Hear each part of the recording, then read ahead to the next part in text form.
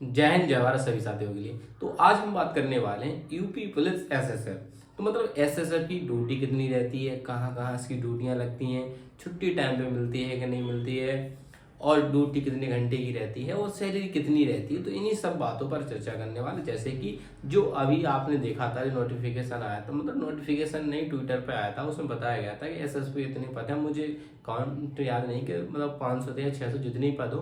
तो आज उसकी बारे में क्या करते हैं उसके बारे में जानते हैं। ठीक है, तो स्टार्ट करते हैं वीडियो को। तो सबसे पहले बात करते हैं यूपी पुलिस एसएसएफ। तो देखो सैलरी कितनी होती है, तो आप देखो जैसे कि पीएससी में से कुछ साथी गए एसएसएफ में, और मतलब सिविल पुलिस से भी एसएसएफ में आए। तो देखो जो जिस टाइम पे भर्ती होगा, वही मैंने आपको बताया कि मान लो 2019 की अगर भर्ती है तो 2019 की, चाहे वो सिविल पुलिस का हो, चाहे वो पीएससी का हो, और चाहे वो एसएसएफ का हो, तो इन तीनों की जो सैलरी रहेगी वो बराबर रहेगी। जो सैलरी रहेगी वो कैसी रहेगी, बराबर रहेगी। ऐसा नहीं किसी की ज्यादा हो या किसी की कम हो, सबकी सैलरी कैसी रहेगी, समान रहेगी, किसी में अंतर नहीं रहेगा। हाँ, अगर कोई 2020 का होगा तो सैलरी में अंतर आ जाएगा, क्योंकि जो ग्रेड पे बढ़ता है ना 700-800, तो फिर वो उसमें थोड़ी सी मतलब अंतर आ जाता है उस चीज का। तो मतलब अगर एक ही सन के हैं तो चाहे वो पीएससी से एसएसएफ में चले आए, क्योंकि बहुत साथी गए हैं एसएसएफ में, और सिविल से भी एसएसएफ में गए हैं, इसीलिए उन्होंने क्या किया कि अब अलग से ही वैकेंसी निकाल दी। ना पीएससी के जाएंगे अब एसएसएफ में, ना सिविल के जाएंगे, डायरेक्ट ही क्या पहुंचेंगे। अभी ऐसा बताया नहीं गया कि पीएससी से एसएसएफ में जा सकते हैं या सिविल से एसएसएफ में जाते हैं। जैसे कि यहाँ पर हेडक्वार्टर है लखनऊ में, तो रोज आते रहते हैं, पेश होती हैं लड़कियां सिविल पुलिस की कि भैया मतलब एसएसएफ के लिए, तो आती रहती महिलाएं। तो यही बताओ, अधिकतर करके महिलाएं इसमें ज्यादा आ रही हैं, किसमें, एसएसएफ में। ठीक है, तो आपको समझ में आ गया, जो सैलरी है वो सैलरी सभी की समान रहती है, अगर जिस सन में भर्ती हुए तो उस सन की हो। तो अब बात कर लिए ड्यूटी कितने घंटे की। तो ड्यूटी इसमें क्या है, 3 शिफ्ट बनती है 8-8 घंटे की। 3 शिफ्ट बढ़ती है, 6 से 2 बजे तक चलती है, और एक 2 से 10 चलती है, और एक 10 से 6 चलती है। ये 3 शिफ्टें बनती है, और 3 शिफ्टों में आपकी ड्यूटी चलती है। तो ड्यूटी का एक हफ्ते मान लो 6 से 2 चल रही, फिर एक हफ्ते 7 से 10, फिर 10 से 6, तो ये 3 शेड्यूल में चलती है ड्यूटी। ठीक है, मेट्रो में है।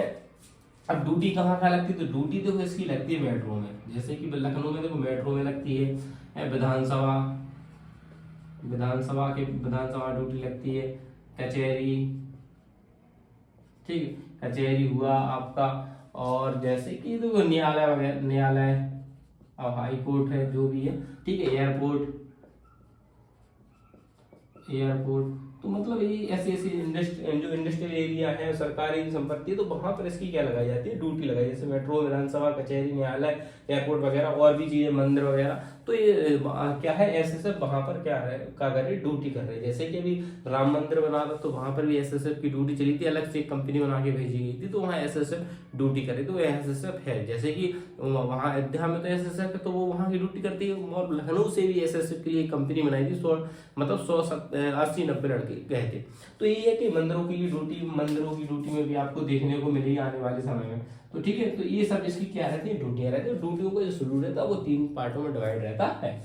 अब छुट्टियां कितनी मिलती है, छुट्टी की बात कर लेते हैं। 30 मिलती है सीएल, तो 30 आपको क्या मिल जाती है, सीएल मिल जाती है। तो देखो, और ऐसा रहता है कि छुट्टी में देखो ऐसा है, अगर छुट्टी बंद नहीं रहती है तो आपको प्रॉब्लम नहीं आती, छुट्टी आराम से मिल जाती है। लेकिन कभी कभी, जैसे कभी हाल ही में आदेश हुआ बफा को लेकर कि मतलब क्या, छुट्टी अभी बंद कर देंगे, सबको छुट्टी से वापस बुला लेंगे। तो इस इमरजेंसी में आपको बहुत ही ज्यादा रेयर केस होगा, या कोई एक्सपायर हो जाए, या मतलब कोई बहुत ही ज्यादा रेयर केस है, तब जाके भाई बीमार है कुछ भी, तब जाके आपको 1-2 दिन की छुट्टी मिल जाती है। ठीक है, इमरजेंसी है, वरना नॉर्मल है तो आप बिल्कुल जा सकते छुट्टी। इसके बाद 30 क्या मिलती है आपके लिए, ये जो इमरजेंसी लीव होती है, आप शादी के लिए ले सकते हैं, या घर में कोई प्रोग्राम फंक्शन है तो उसके लिए आप क्या ले सकते हैं, ये 10 से ज़्यादा मिलती हैं। तो छुट्टी का भी आपको समझ में आ गया होगा कि छुट्टी कितनी मिलती है, और इसकी ड्यूटी कहाँ कहाँ रहती है, और कितने घंटे की रहती है, और सैलरी कैसी रहती है, सब रहता है। ठीक है, और इनका डीए भी बनता है, लेकिन डीए क्या है भी इनका, वो क्या ग्रांट रहती, तो वो भी इनकी आय नहीं रही, बहुत मतलब काफी दिनों से 1-2 साल से बस डीए भरते जा रहे हैं, लेकिन जब तक ग्रांट नहीं आती सरकार के द्वारा